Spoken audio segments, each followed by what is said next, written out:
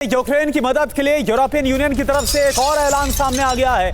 Ukraine को 4 billion euro देगा EU chief Ursula von der Leyen की तरफ से कहा गया आधी राशि ड्रोन मदद में निवेश की जाएगी। रूस से जब्त की गई संपत्ति से जो मदद है वो की जा रही है।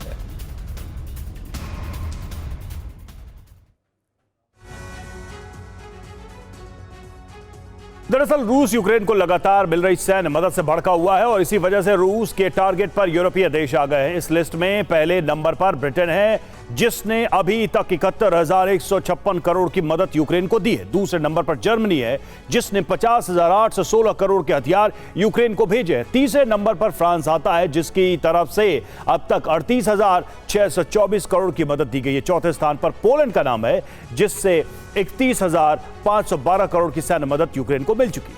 और इसके अलावा नीदरलैंड्स की बात करें, नीदरलैंड्स ने भी 20,331 करोड़ की सैन्य मदद यूक्रेन को दी है। स्वीडन ने अभी तक 13,216 करोड़ के हथियार यूक्रेन को भेजे हैं। डेनमार्क भी 10,166 करोड़ की सैन्य मदद कर चुका है। लेकिन सवाल यह है कि आखिरकार कब तक यूक्रेन खुद को ऐसे बचा पाएगा। सर, बीते 3 साल से ज्यादा हो गया है, अमेरिका से लेकर नेटो कंट्रीज तो लगातार मदद कर रहे हैं। कब इसका अंत होगा?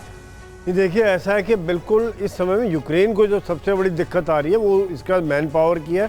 अमेरिका ने मदद कर दी तो यूरोप से मदद मिलनी शुरू हुई, जिसकी वजह से उनको एक ऑक्सीजन मिलता रहा कि हाँ भाई आप लड़ाई लड़ते रहो। और वाकई में देखा जाए तो कई जगह वो पिन पॉइंट अटैक करने में सक्षम हुए थे।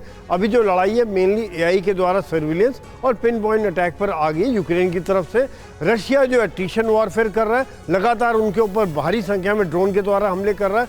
और यही कारण, जैसे जो आप बता रहे हैं कि रशिया अगर यूरोप के ऊपर मूवमेंट्स कर रहा है, उनके अंदर एक खौफ पैदा कर रहा है, उसका कारण यही है कि ये लोग जो लगातार मदद कर रहे हैं। अभी तक तो ये इनडायरेक्ट वॉर रशिया से कर रहे थे कि भाई यूक्रेन को पैसा लो, आप जाओ अंदर हमले करो। अब जब रशिया इनकी सीमा पे आगे अंदर 4-6 ड्रोन अंदर कर दिए हैं तो वहां पे पैनिक हो गया है, वहां पे हवाई अड्डे अलर्ट पे हो गए, वहां उनकी सेनाएं डिप्लॉय हो गई है, वहां पे उनकी फेंस बनाई जा रही है, कंक्रीट की दीवारें बनाई जा रही हैं। तो यहाँ पर इस समय में यूरोप यूनियन के ऊपर ये जो प्रेशर डाल के शायद आज जो उनको मदद की जो क्षमता है, जो हजारों करोड़ की उन्होंने मदद दी है, क्या अभी भी वो इतने करोड़ों की मदद देंगे? क्योंकि अभी उन्हें चिंता पड़ गई अपनी। बिल्कुल सवाल, और सबसे बड़ा सवाल तो यही है कि इसे कितने लंबे समय तक वो कंटिन्यू कर सकते हैं रूस के खिलाफ।